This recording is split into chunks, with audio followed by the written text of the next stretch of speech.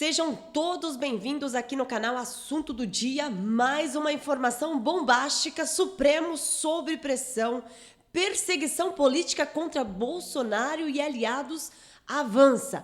Preste atenção nesta informação que eu vou trazer aqui para vocês. É muito importante em mais um capítulo da caça implacável contra o ex-presidente Jair Bolsonaro e seus aliados.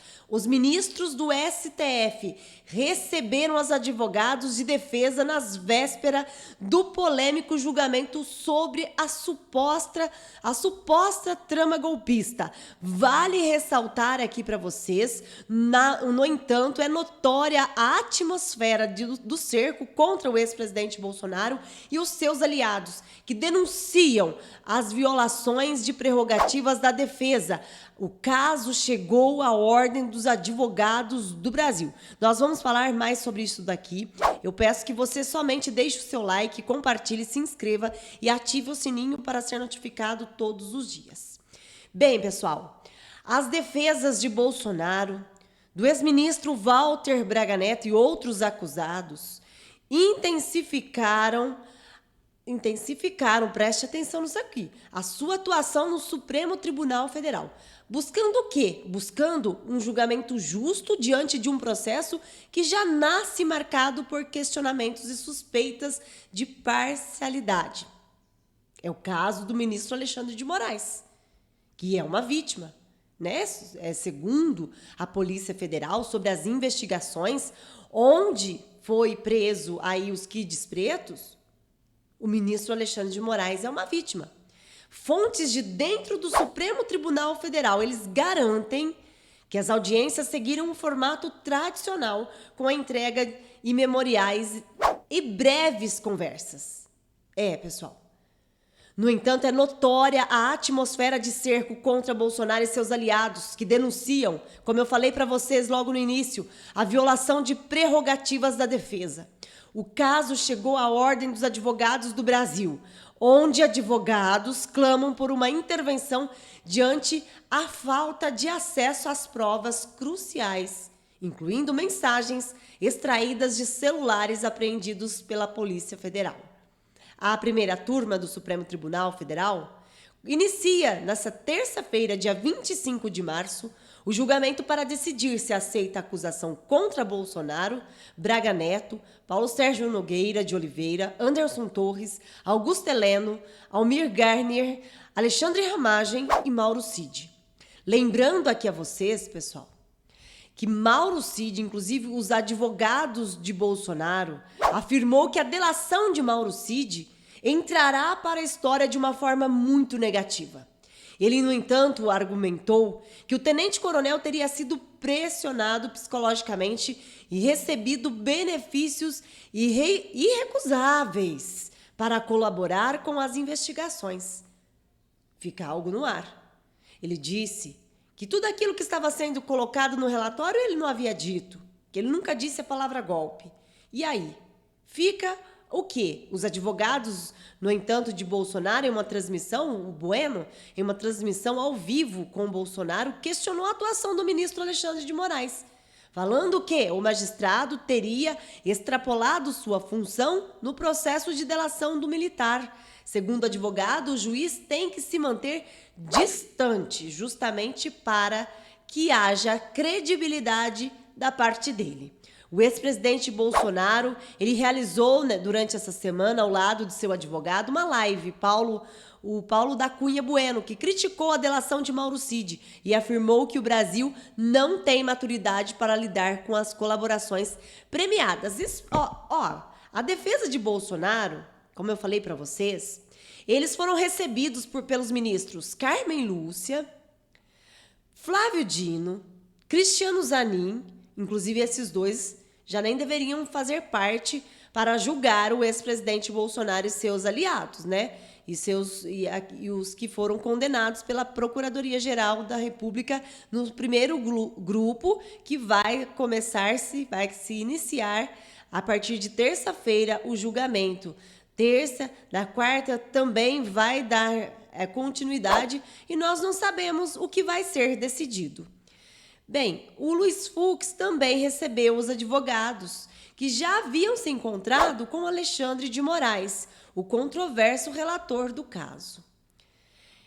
Pessoal, fontes de dentro do Supremo Tribunal Federal garantem que as audiências seguiram o formato tradicional, com a entrega de memoriais e breves conversas. No entanto, é notória a atmosfera do cerco contra Bolsonaro e seus aliados, que denunciam, como eu falei para vocês, as violações de prerrogativa direta na Ordem dos Advogados do Brasil.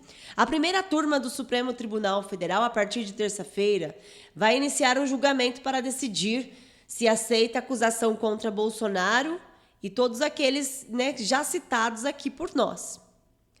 A defesa de Braga Neto expõe irregularidades e suspeição contra Alexandre de Moraes. Os advogados do Braga Neto, que inclusive está encarcerado a mando do ministro Alexandre de Moraes, as suas defesas exigem acesso à delação de Mauro Cid e uma extensão de prazo para apresentar a defesa, que já foi negado.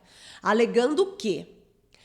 Alegando que não tiveram acesso total às provas. A denúncia contra Braga Neto inclui relatos duvidosos, como a delação que teria repassado dinheiro em uma sacola com vinhos para financiar um suposto plano golpista. A defesa também pede a retirada de Alexandre de Moraes da relatoria do caso, questionando sua imparcialidade. Os advogados destacam que as acusações se misturam as teorias de conspirações, né, as teorias conspiratórias, que envolve uma suposta trama para atentar contra o ministro e o atual mandatário do país, aqui do Brasil, e juntamente com o seu vice, Geraldo Alckmin. Isto, para um julgamento justo, exige um novo relator, que possa atuar sem conflitos de interesses. Inclusive, o único a divergir a falar que realmente o ministro Alexandre de Moraes deveria se afastar da relatoria foi o ministro André Mendonça, né? Com o STF dominado por ministros indicados pelo PT, isso daí é sério, olha só, preste atenção aqui, pessoal. Com o STF dominado por ministros indicados pelo partido do atual mandatário do Brasil, a preocupação tem aumentado. Estarão os ministros dispostos a garantir um julgamento justo ou seguirão alinhados ao projeto de criminalização da oposição? O destino de Bolsonaro e seus aliados depende do desfecho dessa batalha, que pode selar, preste atenção, que pode selar o futuro da democracia no Brasil. E aí, o que você acha?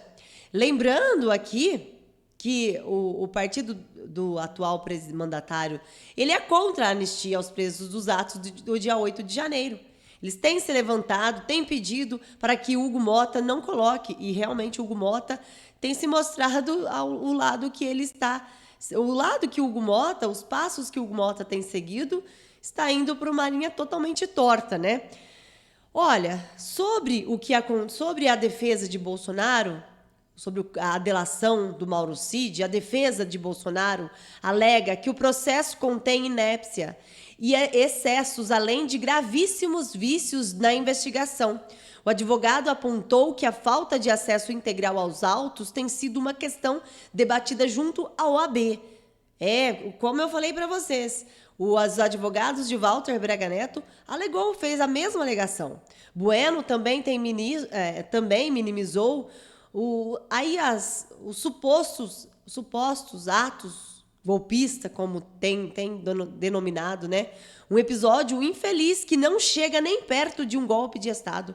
Ele afirmou ainda que não tem momento ligando o ex-presidente que estava nos Estados Unidos na data aos eventos. Jair Bolsonaro, claro, nosso ex-presidente, ele nega ter participado ou planejado qualquer ato golpista. Voltou a falar sobre possibilidade de anistia aos envolvidos no 8 de janeiro. Seu filho, Eduardo Bolsonaro, revelou estar pressionando autoridades internacionais para que imponham sanções contra o ministro Alexandre de Moraes. Não é Eduardo Bolsonaro. Não é o Eduardo Bolsonaro. Os próprios congressistas americanos têm feito isso.